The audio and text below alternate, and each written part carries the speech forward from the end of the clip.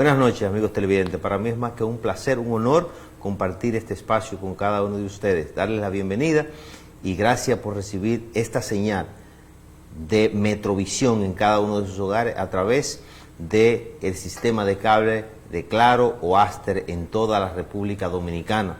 También agradecemos a los que nos siguen por nuestras redes sociales, Facebook, Instagram y nuestro canal de YouTube, el cual usted puede volver a ver este programa inmediatamente termine y otros contenidos que ya tenemos colgados en dicha plataforma. Le damos las buenas noches a nuestro compañero y amigo, el doctor Francisco Tavares. Buenas noches, Francisco. Buenas noches, Cristian. Amigo de obispo. Un placer, sí, mi amigo, obispo allá. Saludo al financiero de la Universidad Autónoma. Director financiero de la Primada de América. La Primada de América, nuestra universidad, nuestra universidad, así es. Bastante.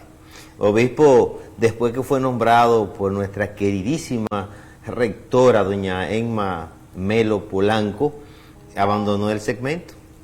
Pero él era fijo acá. Era fijo y... Pero hay que traer a obispo. Me dijo hoy, cuando nos vimos en la universidad, que él iba a llamar a Wandelis para darle unos temas muy interesantes que ya se están hablando en Europa y esos países del continente europeo, para que lo tocáramos acá, en este segmento. Y yo le dije, bueno, pues pónganse de acuerdo con Wandelis y Francisco, que están ahí. De acuerdo. Ya ustedes saben, estamos a la espera de que obispo nos dé esos temas y podemos desarrollarlo perfectamente acá en nuestro segmento. Así es. Hoy viene muy bueno. Bueno, hoy es viernes, hoy es segmento de ustedes. Tenemos los dos últimos segmentos del programa dedicado a la economía y a la finanza. Y hoy vamos a tratar con un especialista en el área, que es licenciado en economía, asesor financiero, magíster, y va a hablar sobre el factoring como instrumento financiero para las pymes. Un tema bastante interesante, o sea que así que los pymes que estén atentos esta noche, claro, a cualquier llamada que puedan hacer a los teléfonos 567-6262 o 809-740-7225, que están abiertas las líneas.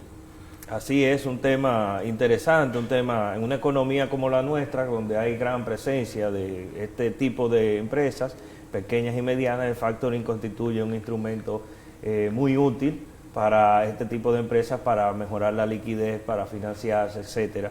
Por lo tanto, este es un tema que requiere o reviste una gran importancia, no solamente para la economía popular, sino para la economía en sentido general, que es una economía basada sobre todo en pymes y que es la gran generadora de empleo en nuestra economía. O sea, en forma agregada, las pequeñas, medianas empresas constituyen un gran aporte, no solamente en términos económicos agregados, sino también en términos de lo que es la empleomanía en nuestra economía. Y enhorabuena, hoy vamos a tocar este tema en Sin Rodeo para llevar luz sobre el factoring y su impacto en las pequeñas y medianas empresas en la República Dominicana. Así que, Cristian, este tema viene con gran interés para nosotros y vamos a tener sobre todo la presencia de un especialista que nos estará guiando en esta discusión, que para nosotros en términos económicos y para Sin Rodeo, sobre todo los viernes, es bastante importante en nuestro segmento de economía y finanzas. Así es, nosotros, Francisco, vamos a empezar las informaciones de hoy viernes 9 de abril del año 2021 con una noticia que de verdad nos causa mucha impresión, ya que el PECCA envía una comunicación al ministro administrativo de la presidencia, José Ignacio Paliza. ¿Y en qué consiste? Y ahí la tenemos, ya nos las enviaron la comunicación. ¿En qué consiste esta comunicación que le envían al ministro administrativo de la presidencia? Pues ahí el Departamento de Prevención de la Corrupción del país le hace un llamado al ministro para que envíen todas las documentaciones requeridas por ellos durante la visita sorpresa. El PECCA solicita al ministro administrativo el informe sobre los procesos del programa Visita Sorpresa que realizó el expresidente Danilo Medina. Recuerden ustedes que ese era uno de los programas especiales del presidente, que el presidente todos los domingos se trasladaba hacia una comunidad diferente del país, y creo que se hicieron más de 200 visitas sorpresa en los 8 años. Si se hacían semanal, el cálculo que se ha hecho fueron más de 300. Más de 300. En los últimos 4 años. No sé cuál ha sido el alcance en materia productiva o de productividad que ha tenido esta visita sorpresa, pero se hicieron, porque nosotros lo veíamos. Ahora bien, vamos a ver cuánto se entregó, qué se está haciendo, si esas obras que se iniciaron están abandonadas, porque este es un país así. Déjeme decirle que a raíz de esas visitas sorpresas se dieron unos tractores ahí. Entonces a las nuevas autoridades de agricultura, sobre todo, y del área de agropecuaria IAD, comisionó un grupo de personas para que rastrearan dónde estaban esos tractores, y esos equipos se dieron sobre todo en el marco de ese programa de visita sorpresa. Por lo tanto, no me extrañaría, ¿verdad?, que el Ministerio Público pues esté detrás de qué es lo que venía realmente acompañado con esos programas, en este caso de la visita sorpresa. Sí, dice la Procuraduría Especializada de Persecución de la Corrupción Administrativa, PECCAT, solicitó al ministro administrativo de la Presidencia, José Ignacio Paliza, un informe sobre los procesos de licitaciones y compra llevado a cabo por el programa de visita sorpresa de la gestión del expresidente Danilo Medina. Mediante un documento, cual estamos presentando en pantalla ahora y ustedes lo pueden estar observando, la PECCAT requirió el histórico de todas las partidas especiales, cuentas, cheques, libramientos, auditorías financieras, así como los montos de presupuestos asignados para la visita sorpresa. De igual forma, el histórico de todas las partidas especiales, cuentas con especiales programas, libramientos, cheque, quién lo endorsó, persona física o jurídica, receptora de estos fondos, donaciones, auditoría financiera, investigaciones especiales, equipo de coordinación de la misma, incluyendo los montos presupuestados y consignados al programa Visita Sorpresa desde el 16 de agosto del año 2012 hasta el 16 de agosto de 2020, indica la comunicación. La PECCAT informó además que dicha solicitud se realiza en lo dispuesto por los artículos 285 del Código Procesal Penal y el 12 de la Ley 133-11 orgánica del Ministerio Público. Ahí está. O sea, una comunicación con una gran solicitud. Una amplitud de elementos, de documentos, de pedidos, que me imagino que lo que se va a levantar como información o como respuesta del Ministerio Público a este pedido a través de esta carta, pues no será nada ligero. Bueno, vamos a esperar.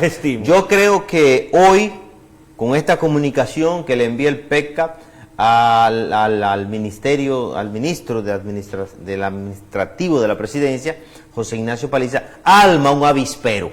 Así es. Y a partir del lunes, este tema va a estar en la palestra pública. Ciertamente. Porque es un programa, Francisco, que manejó muchos millones. Bueno, déjeme decirle que el Ministerio de la Presidencia fue uno de los ministerios que más ejecutó presupuesto en los últimos 8 años. O sea, claro. Y uno de sus proyectos y de su programa insignia era la visita sorpresa. Bueno, no duden ustedes que a propósito de este tema, entonces se ha llamado a investigación el ex administrativo de la Presidencia. ¿Quién? Aquí está. José Ramón Peralta. Mira, vamos a ver, yo sé que en las próximas horas deben estar llamando a José Ramón Peralta, porque si lo mandaron al ministro administrativo actual, que es José Ignacio Paliza, quiere decir que todos los fondos que se manejaron fue a través de cuando José Ramón era ministro administrativo de la presidencia. Bueno, en otro orden, Francisco, tenemos una noticia que nos llena de satisfacción, de alegría. Nosotros que somos docentes debemos de aplaudir esta iniciativa que ha convocado, en el día de hoy estaba convocada una rueda de prensa en la gobernación de la provincia de Santo Domingo, donde el ministro de Programas y Proyectos Especiales de la Presidencia PROPEP, el licenciado Neney Cabrera, relanza el Plan Nacional de Alfabetización Quisqueya Aprende Contigo. Otra vez, un gran programa que inició en los gobiernos pasados del PLD, y también van a relanzar Quisqueya Aprende Contigo en la provincia de Santo Domingo. Neney ahí habló dijo que se va a lograr en el año 2021 que la meta establecida por la UNESCO, que tiene una meta establecida, de colocar por debajo del 5% el índice de analfabetismo en la República Dominicana. El ministro, además de eso, sostuvo que el país se encamina a lograr este año a llegar a la meta. Ellos parece que tienen ya una planificación hecha. Hemos venido hablando de este ministro. Los días pasados dijimos, pónganle ojo a este ministro, aquí en el programa. Dijimos, ojo a este ministro, porque está desarrollando una serie de programas que van en beneficio del país. Un tema bastante interesante, que es el tema de los vertederos, que es este mismo ministro que lo lleva a cabo, e incluso yo me siento muy, pero muy satisfecho del editorial de esta semana, de uno de los editoriales de este grupo de medios, García Fernández, que se refiere al tema. Ciertamente la educación viene enlazado al nivel de analfabetismo. Es una Claro. tara que toda sociedad debe lograr de erradicar, porque una persona que no está alfabetizada no es una persona libre, no es una persona que puede pensar de forma racional. Por lo tanto, este programa que viene a relanzar esta dirección de programas especiales de la presidencia, dirigida por el licenciado Neney Cabrera, va a impactar seriamente lo que es los niveles de inequidad. El analfabetismo es realmente un peso bastante grande para las personas que lo padecen. Por lo tanto, si en el pasado gobierno se dijo que se conjuró y se logró el cero analfabetismo, parece que no fue cierto. No. Porque si según las estimaciones UNESCO, que se han hecho y la UNESCO, todavía hay niveles de no analfabetismo. hemos logrado la meta. Imagínense el analfabetismo funcional, que es otra derivación de un analfabetismo ya que tiene que ver con los niveles de comprensión. Creo que este programa puede servir para llevar luz a nuestro país y erradicar de una vez y para siempre el analfabetismo. Así, el ministro en este orden también habló y decía de que el programa se va a llevar a cabo a través de los medios electrónicos, televisivos, radiales. Está dirigido a jóvenes mayor de 15 años y adultos, y será en toda la provincia de Santo Domingo. Dice que el presidente de la República está comprometido con este programa. Enhorabuena, el ministro de Programas y Proyectos Especiales de la Presidencia, licenciado Neney Cabrera, hoy ha dado otro palo más por los 411. Por los 411 con este plan de relanzamiento del Plan Nacional de Alfabetización Quisqueya Aprende Contigo en la provincia de Santo Domingo. Ministro, le felicitamos y que este programa no solamente se quede en la provincia de Santo Domingo, sino que vaya a las provincias más necesitadas de este país, donde el analfabetismo actualmente está arropando a esos ciudadanos, a esa línea noroeste, a esa frontera, a esa zona fronteriza, Monte Plata, El Ceibo, que son provincias de las que están en los primeros lugares de pobreza extrema en el país. Está El Ceibo, Monte Plata, son las dos del este. En el sur tenemos Bauruco, Independencia, Pedernales, Elías Piña, entre otras. Ojalá que el ministro esté viendo este programa y le haga esta salvedad al presidente y le haga este pedimento al presidente, y que como está desarrollando una buena gestión en el PROPEP, estos programas también lleguen a las diferentes provincias. Con esto marcamos nuestra primera pausa. Regresamos en breve.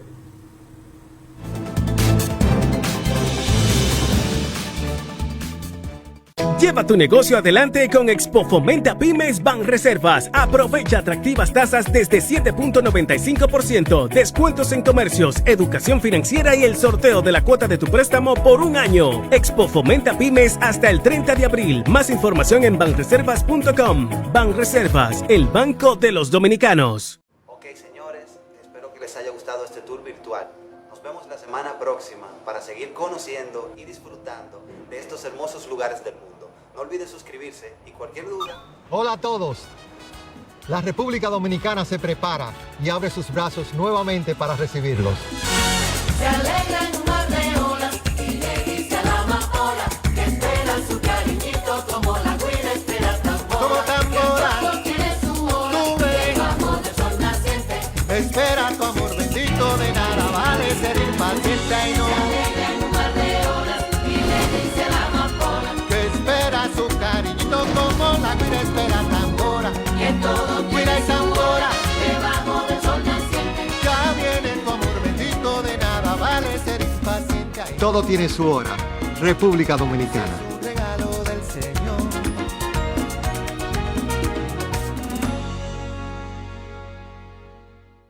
En INAPA estamos comprometidos con llevar agua potable y continua a los dominicanos.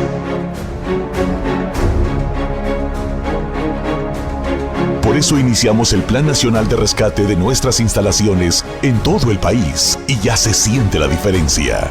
Las mujeres del cerro de aquí de Higüey, Higüey La Altagracia, estamos felices con toda esta agua. Lavamos, fregamos, es un agua bien limpia, bien higiénica. Después de la nueva administración. Soy Héctor López, del sector Santa Rosa, provincia Sánchez Ramírez. Antes el agua duraba 4, 5 y semanas para llegar. Ya tenemos las últimas semanas llegándonos agua diario.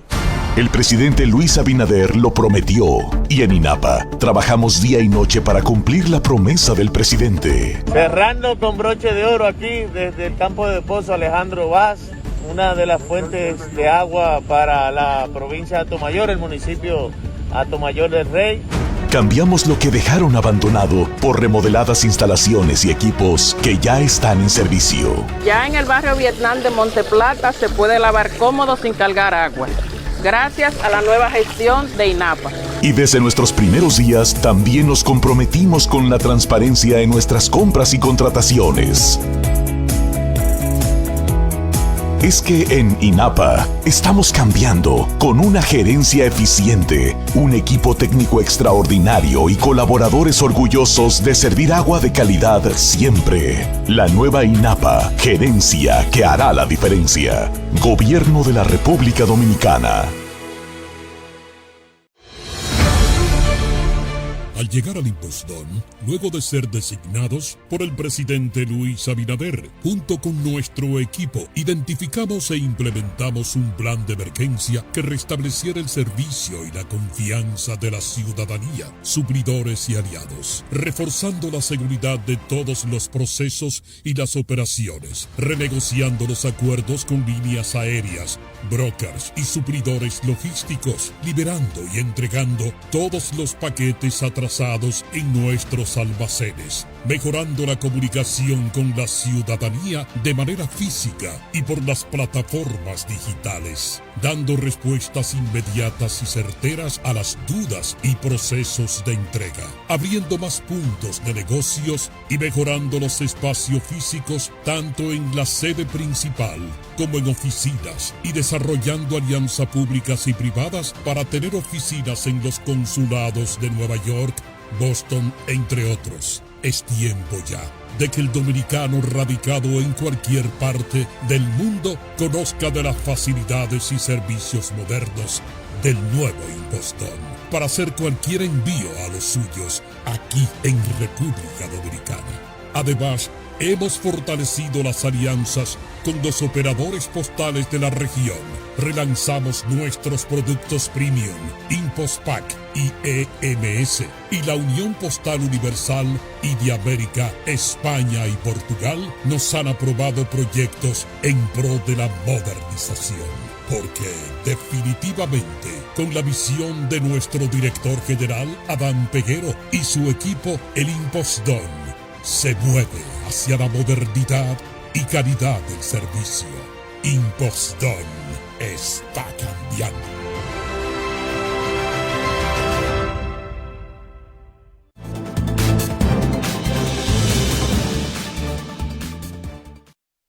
Gracias por mantener la sintonía, amigos televidentes.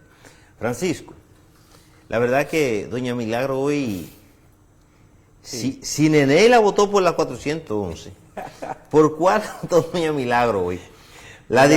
la directora de ética de la República Dominicana. Así es, doña Milagro siempre ha estado, por lo menos en las 2 últimas semanas, ha estado regañando y ciertamente llamando la atención, haciendo su función de ética e integridad gubernamental. Y lo bueno es, Francisco, que doña Milagro tiene calidad moral para hablar de ética en el país y para hablar de estos temas de corrupción. Así es, el presidente. Y le dio durísimo al expresidente Por Fernández. algo el presidente la votó por los 400 con esa designación, porque doña Milagros, como sabemos, es un estandarte, es una persona... Es un paradigma a seguir en materia de ética en la República Dominicana. Recuerden ustedes que doña Milagros Ortiz Poch fue que implementó por primera vez poner a la luz pública las nóminas públicas, cuando ella fue vicepresidenta y secretaria de Estado de Educación, Bellas Artes y Culto en el gobierno de Hipólito. Tú acabas de dar una información que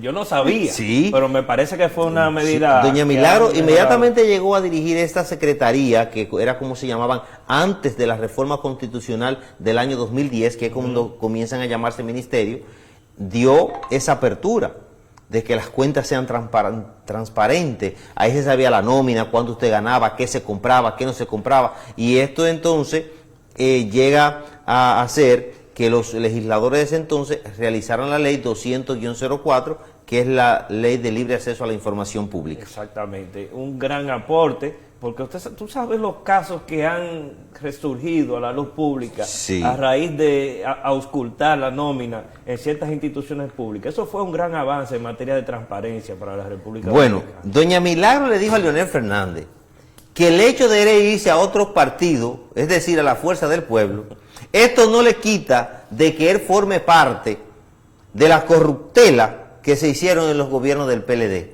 y que la Fuerza del Pueblo también es tan partícipe como el PLD de la corrupción que ha pasado en República Dominicana. Le dio por los 415. Y tiene algo de lógica lo que ella dice. Eso es así.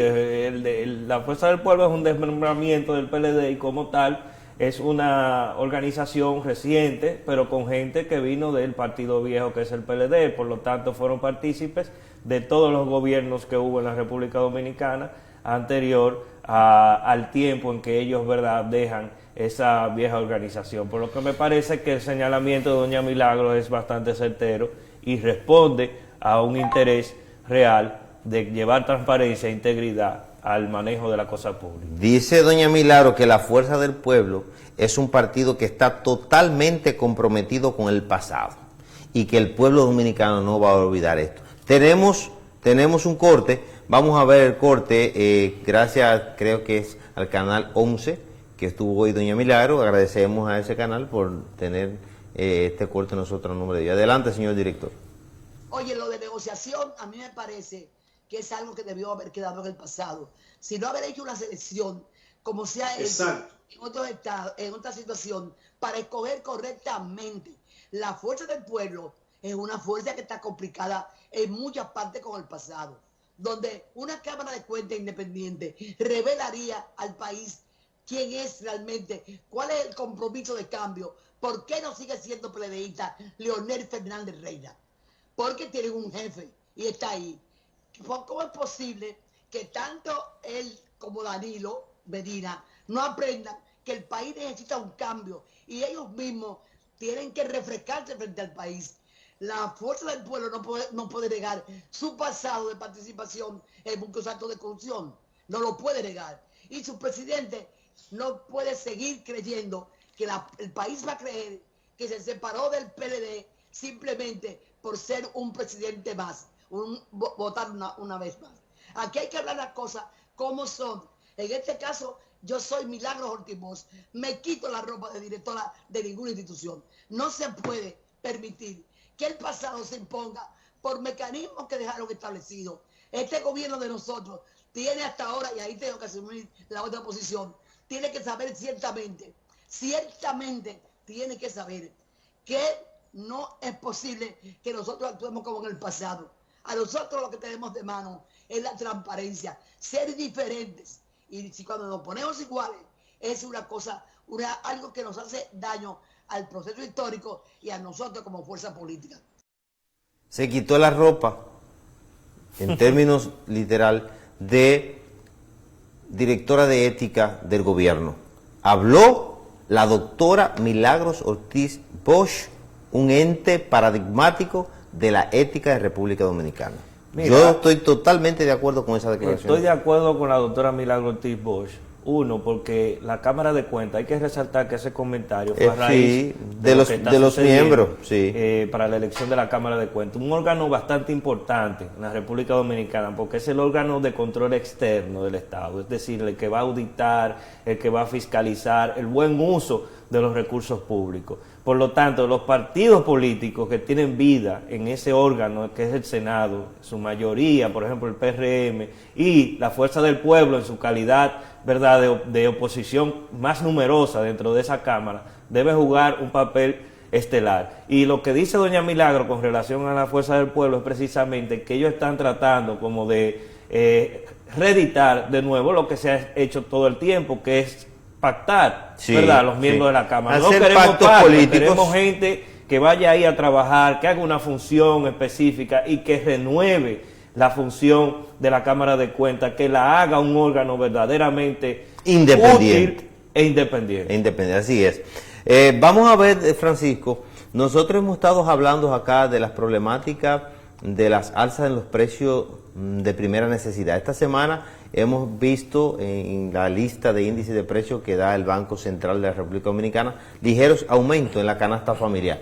Pero además hemos estado muy preocupados con la producción nacional. Nosotros tenemos un corte de los productores de cebolla de Vallejuelo, que desde que Luis Abinader visitó la provincia de San Juan, que ustedes recuerdan que pasamos acá las informaciones y los cortes, desde esa vez están protestando para que se le busque solución a la producción de cebolla de esa parte de la región sur, un municipio enclavado exactamente dentro de la provincia San Juan, Vallejuelo. Adelante, señor director, con el corte que tenemos. Los productores tomaron el puente de la entrada del municipio y regaron parte de su producción en otras calles, en vista de que, según expresaron, ya las mismas se les han dañado. Porque la parte más afectada y la parte más vulnerable es la que queda. Porque es el que sembró más tarde, porque no tenía condición para sembrar. Porque a todo eso que le pesaron, fueron últimos que esas ramaces. Y esas ramaces estaban llenas. Eso es lo que a nosotros nos conmueve a huelga aquí en Vallejuelo. Manifestaron que se produjo la adquisición del rubro solo a allegados políticos y por amiguismos y familiaridad. Es por amigos y es por el que tiene más. Los pobres no se nos han mirado. La cebolla ya se perdieron. ¿Con qué pagamos? ¿Con qué pagamos? No tenemos nada.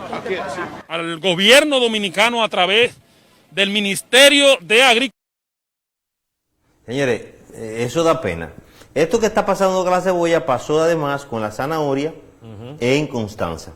Y vimos una respuesta inmediata de parte del Ministerio de Agricultura de la República Dominicana. Atención, Limber Cruz. Atención, señor ministro. Desde Sin Rodeo le hacemos el llamado que manden una comisión urgente a la provincia de San Juan, específicamente al municipio de Vallejuelo, donde se produce mucha cebolla, y que esto no pase. Yo sé que usted, señor ministro, está esta hora viendo este programa, o si no lo está viendo, le va a llegar este corte y está muy, muy triste con ver este drama que viven esta familia y este desastre que hacen con la cebolla, sí. Un producto de primera necesidad. Un producto de primera necesidad y lo que realmente genera en términos de encadenamiento productivo hacia el campo dominicano, que necesita apoyo. Sí. Necesita apoyo. Yo estoy totalmente seguro de que a más tardar de lunes a martes tendremos una comisión en Vallejuelo buscándole la salida, porque Limber Cruz es un hombre que se preocupa por el campo. Por eso hoy es ministro de Agricultura. Es lo que esperamos, necesitamos una respuesta a esta situación, porque son gente que lo necesitan, que necesitan trabajar y han dado en una cosecha todo, ¿verdad? Todo un tiempo en la siembra, cosecha y reproducción de este rubro de importancia para la agropecuaria nacional. Sí. Amigos televidentes, para mí ha sido más que un placer estar esta noche con ustedes. Ya el resto del programa quedan los expertos en economía y finanzas, Francisco Tavera y Wandely Céspedes, quienes estarán conversando con José Reyes, magíster en economía y finanzas, asesor No se pierdan esta interesante entrevista después de los comerciales. Así es que ustedes y nosotros nos vamos a reencontrar el próximo lunes en otro programa Sin Rodeo. Pero Sin Rodeo sigue ahora en Economía y Finanzas. Vamos a una breve pausa y cuando regresemos tendremos nuestro invitado.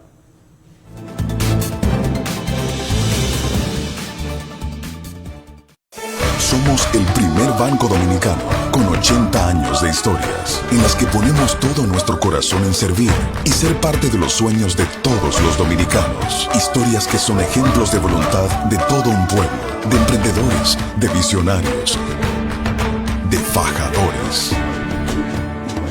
Historias de momentos donde nos levantamos, donde avanzamos, donde nos hacemos más productivos. Historias de gente que cree, que se supera, que proyecta nuestra cultura, que nos representa, dispuesta a construir nuevos caminos. 80 años sumando historias que nos llevan a nuevas fronteras, como el inspirador de la voluntad de todo un pueblo. Banreservas, el banco de todos los dominicanos.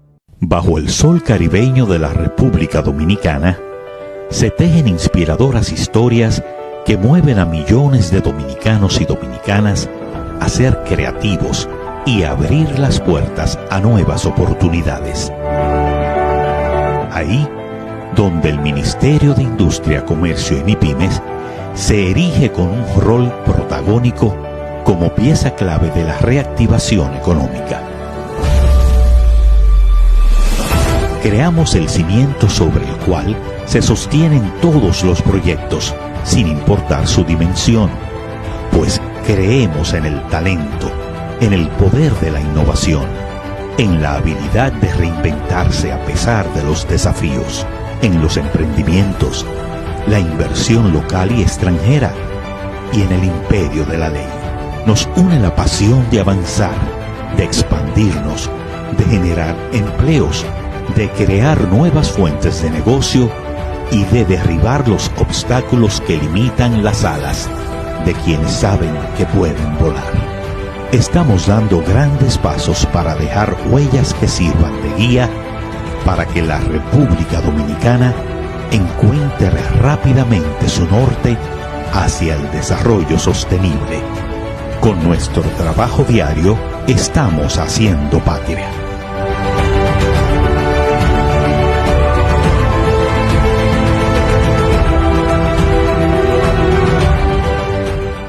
En los últimos 6 meses, en ITLA, ejecutamos un arduo plan de trabajo con el propósito de dar cumplimiento a las metas institucionales y presidenciales, generando un impacto positivo en la sociedad y cambiando la vida de la juventud dominicana. Mientras que el MESID ha informado sobre una deserción universitaria de un 40% producto de la pandemia, para nosotros es motivo de alegría que nuestra matrícula de educación superior creció un 38%.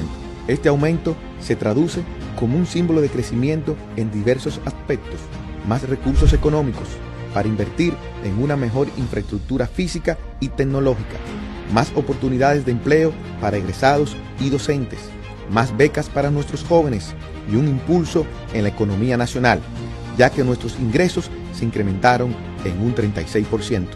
Creamos el proyecto Puntos Tecnológicos para beneficiar con 2.500 becas a jóvenes de las principales provincias más vulnerables. Creamos el Innovation Solution Factory, llevando tecnología e innovación para eficientizar los servicios en las instituciones del Estado. Gracias a todos los jóvenes por elegirnos como su casa de estudio. Quiero decirles que en el ITLA estamos trabajando para construir un mejor país para todos, porque en ITLA estamos cambiando.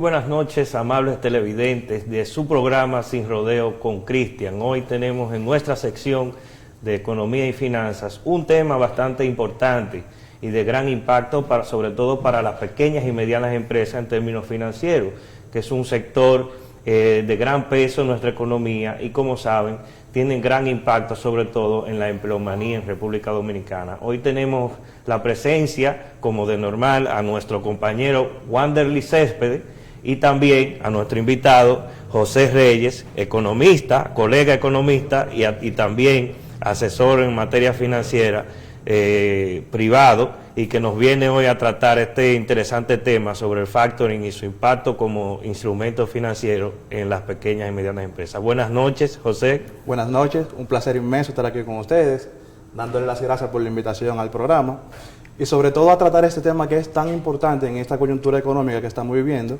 del factoring. El factoring es una herramienta sumamente importante para las pymes, ya que pueden apalancar lo que son la liquidez de las mismas y no tener ningún inconveniente en cuanto a ese sentido.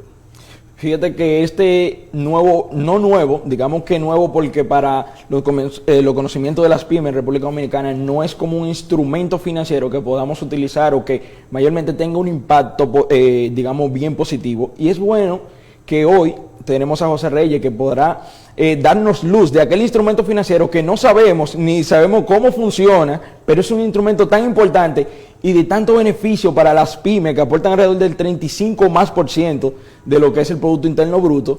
Y para entrar en materia bien, ¿qué significa factoring? Porque sabemos que factoring viene como de factura, ¿no? Claro. Mira, factoring no es más que una cesión de crédito, mediante el cual una empresa cede parte de sus activos, en este caso específico las cuentas por cobrar, a otra empresa. Para los fines del lugar, la empresa que cede la factura le llamaremos cedente, y la empresa que recibe la factura, para los fines del lugar, le llamaremos cesionario. Y te lo explico más detalladamente. Supongamos que la empresa Juanito Comercial le vende servilletas al supermercado X. ¿Qué sucede? El supermercado X le paga la factura a Juanito Comercial, quizás en 30, 60 y muchas veces 90 días. Sin embargo, Juanito Comercial tiene que seguir sus operaciones, tiene unos gastos financieros que deben cubrir, unos gastos fijos, y por lo cual necesita liquidez. Entonces ahí entra el factoring en materia. El cesionario compra la factura, le adelanta una parte de la liquidez y que se queda con una parte de resguardo para cuando el cliente final de Juanito Comercial le pague la factura, entonces hacer una liquidación previa. El interés de esta operación se llama tasa de descuento y ahí se cierra la operación. Una pregunta, José, sabiendo que el factoring tiene esa facilidad como de lograr cierta liquidez para las pequeñas y medianas empresas, que en nuestra economía son la gran empleadora y la que más impacto tiene en nuestro país, ¿qué implica el uso del factoring para las pequeñas y medianas empresas? ¿Cuáles son las facilidades que existen en el país para ese tipo de procedimientos? Mira, el factoring implica suma mucha ventaja para las pymes. En primer lugar, mejora el flujo de efectivo de las mismas, ya que no tiene que esperar un tiempo determinado para el cobro de sus ventas, sino que hace liquidez de manera inmediata. Segundo, no genera deudas por utilizar este producto. Hay una confusión en cuanto a ese sentido que tienen las pymes. Creen que cuando hacen factoring, ellos están generando una deuda, y no es así, porque están vendiendo parte ya de sus activos y es una venta que han hecho. Lo único que no tienen la liquidez de manera inmediata. Otra cosa importante es que externalizan la función de cobro. Y en este sentido quiero aclarar algo. Hay diversos tipos de factoring. Existe lo que es un factoring con recursos y factoring sin recursos. Cuando te hablo de factoring con recursos, significa que el cedente vende la factura al cesionario, pero se queda con la responsabilidad de la misma. Entiéndase que si el cliente del cedente no paga la factura por X razón, él tiene la responsabilidad de hacer el pago correspondiente. Sin embargo, cuando es el factoring sin recursos, el cedente cede la factura y el cesionario es el responsable de la misma. Si el cliente del cedente paga o no paga, ya el cesionario asume ese riesgo. Ah, perfecto. Entonces, ¿cuál es el factoring o el tipo de factoring más común en República Dominicana? ¿Y cómo un empresario, pequeño y mediano empresario, puede hacer los trámites para poder utilizar este tipo de facilidades financieras? El que más se utiliza es el factoring con recursos, y te explico por qué. Porque la tasa de descuento, que ya dijimos que es el interés de la operación, es mucho menor en este sentido, porque el cedente se queda con una parte del riesgo. Sin embargo, si fuera sin recurso y el cesionario asume todo el riesgo, entonces le cobraría una tasa mayor. Entonces, en República Dominicana existen diversas entidades que dan este tipo de producto. Está la banca formal, los bancos, como lo conocemos, ofrecen este producto, pero también hay empresas privadas que están asociadas en la Asociación Dominicana de Factoring, que son especialistas en ese sentido. Es un proceso sumamente sencillo, el cedente solamente tiene que dirigirse allá, se hace una depuración previa, porque las empresas que son de factoring específicamente, se convierten en sujetos obligados no financieros, ya que hay una transacción Ministra de dinero, claro. Claro. Entonces, sabemos que ya los bancos son sujetos obligados financieros y tienen una regulación diferente, que es directamente de la Superintendencia de Banco. En el caso de la empresa de factoring, tienen la supervisión directa de la Dirección General de Impuestos Internos. Tienen que llevar una serie de reglamentos para saber quién es su cliente y no incurrir en lo que son operaciones quizás de lavado de activos ni financiamiento del terrorismo. Entonces, una vez he depurado el cliente por el cesionario, el paso es súper sencillo. Simplemente manda la factura, el cesionario evalúa quién es el cliente final o quién será que paga la factura y por esa vía empieza la negociación. Pero digamos que en términos más sencillos, más prácticos, para que los televidentes entiendan cómo funciona el factoring, realmente lo que se da una dinámica de 3 elementos, ¿no? Se conoce, digamos, el cedente, que es la persona o digamos la empresa en este caso, que tiene cuentas por cobrar, ¿no? Sí.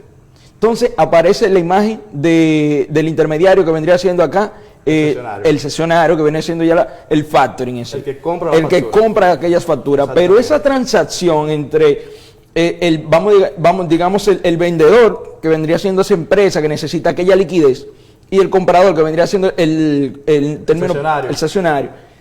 Hay una tasa de descuento. Esa tasa de descuento quiere decir que digamos que si una empresa produce o tiene una venta de 100,000 pesos, cuando cede esa factura, entonces digamos que toma entre un 1 o un 2%, tengo entendido. Sí, por ahí ronda la tasa. O gastos legales, aparte de eso. Mira, esto es un sector muy dinámico, por lo cual no pudiese decirte una tasa exacta. Pero te puedo decir que es una tasa muy competitiva. Y cuando tú equilibras en una balanza cuáles son los beneficios que voy a tener por hacer este tipo de transacción y qué me puede perjudicar no hacerlo, entonces muchas veces es mejor hacerlo. ¿Y cuál sería el riesgo en este caso? Riesgo tanto para las empresas como también para aquellas que hacen el factoring, porque sabemos que se manejan distintos, o sea, manejan facturas, no manejan estados en sí, ¿no? Entonces debe haber un riesgo, entra en un riesgo las empresas factoring en sí, porque digamos que sería beneficioso ver que digamos que una pyme que tiene factura, como decía el ejemplo, que cobra a 90 días, digamos que tiene gasto que tiene que cubrir y hace ventas que exceden los 90 días muchísimas veces. Entonces, ¿cuál es el riesgo en que entra aquella empresa de factoring al comprarle aquellas facturas digamos, a X empresa o a aquella pyme, por ejemplo? Ok, mira, el cesionario sí conoce los estados financieros del cliente. Muy bien. Porque recuerda que te dije que le pide una serie de documentos para conocer la empresa y hacer la depuración de la misma. Y quizás no incurrir con un cliente que no está haciendo negocios lícitos. Muy bien. Entonces, ¿qué sucede? Ahí el riesgo para el cesionario sería que el cliente final o el cliente del cedente no pague la factura. Pero se firma unos documentos, se firma un contrato y un pagario notarial que ampara al cesionario a ejecutar cualquier acción legal para que el cedente finalmente pague la factura. O sea que aparte de los dos tipos que tenemos, con recursos y sin recursos, a pesar de que digamos aquella empresa cede esa factura y una empresa que tenga que pagarla, digamos el supermercado, ¿no? Sí. Incumple en esto, entonces ¿dónde recae aquel cumplimiento de pago? Recae en el cedente. En la persona que cede. En caso de que sea un factoring con recursos. Si es sin recursos, entonces el cesionario le hará la ejecución del cobro al cliente final.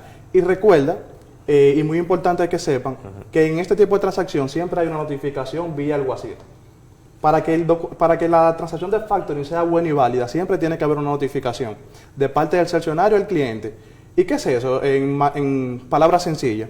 Simplemente, Juanito Comercial me vendió a mí como cesionario esta factura. Ya tú no tienes que pagarle a Juanito Comercial. Ese dinero tú tienes que pagármelo a mí. Y te lo notifico mediante acto de alguacil.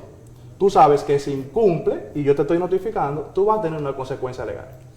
Una pregunta. He sabido que en el escenario nacional el Estado es un poco lento en pagar, y cuando las empresas pequeñas, sobre todo, y medianas, que no tienen ese gran capital de trabajo, pues le ofrecen servicios o contratos al Estado, no pueden aguantar tanto tiempo, o no pueden, sus finanzas internas no le permiten esperar más de 90 días de pago. Entonces, generalmente las empresas de factoring también compran esas facturas a empresas que le venden al Estado, por ejemplo. Sí, las empresas de factoring compran facturas a entidades gubernamentales y no hay ningún inconveniente, es el mismo proceso.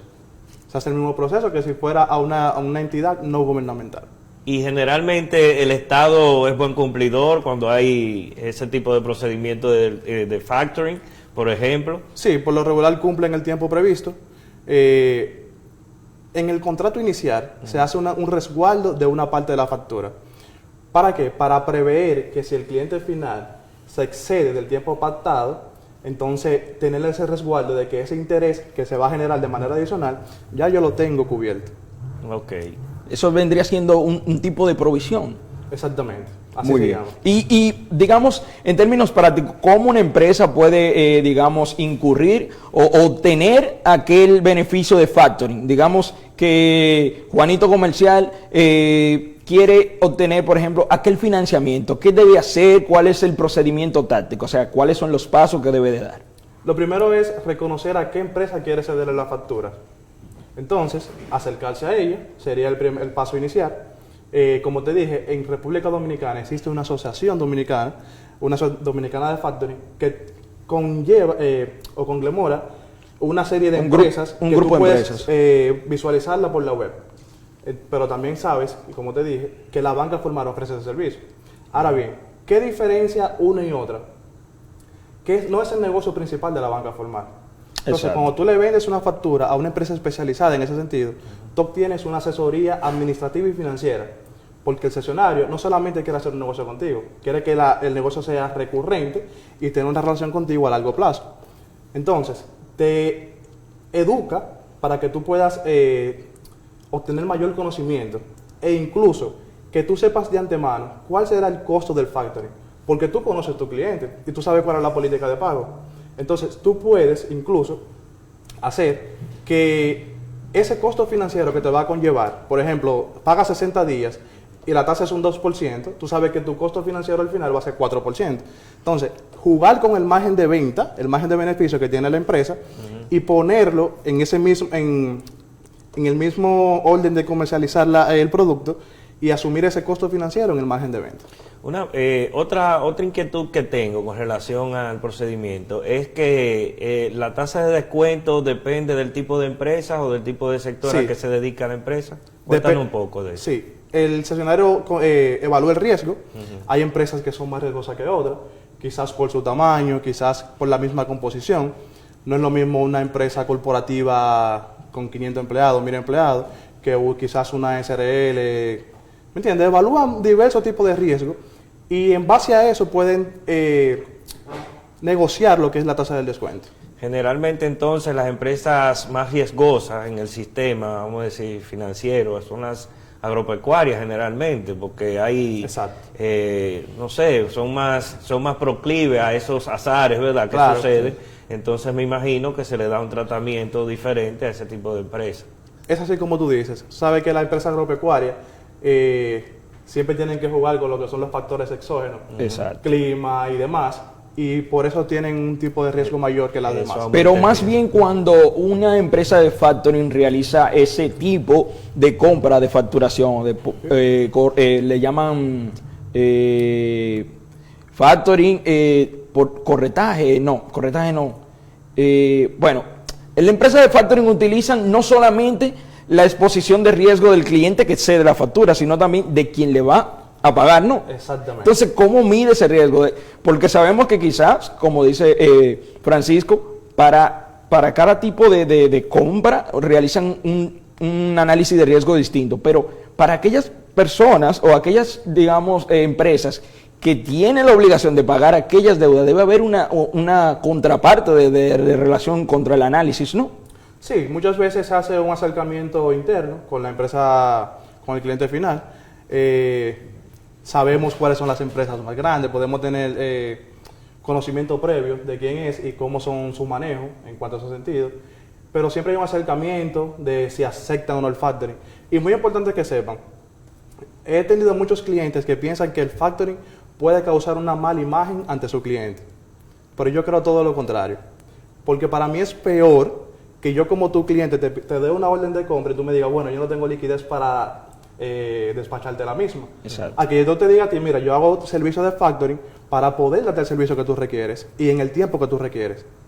Claro, yo creo que eso es muy importante lo que tú acabas de decir. El factoring es un soporte que puede ayudar a la empresa incluso a mantener sus operaciones. Entonces, no hay ninguna situación, ¿verdad?, que pudiera complicar el nombre de la empresa con un suplidor, por ejemplo. En este caso, para mí, yo lo veo como una ayuda, como un soporte a seguir en buen funcionamiento esta empresa y seguir dando un servicio eficiente y eficaz. En lo absoluto. Y quiero que sepas que los contratos de cesiones de crédito están aparados en el Código Civil Dominicano. En el capítulo 8, desde el artículo 1689 al 1701, están todas las especificaciones y es totalmente legal. Así que yo le exhorto a todas las pymes que si tienen un problema de liquidez, esta es la salida ideal.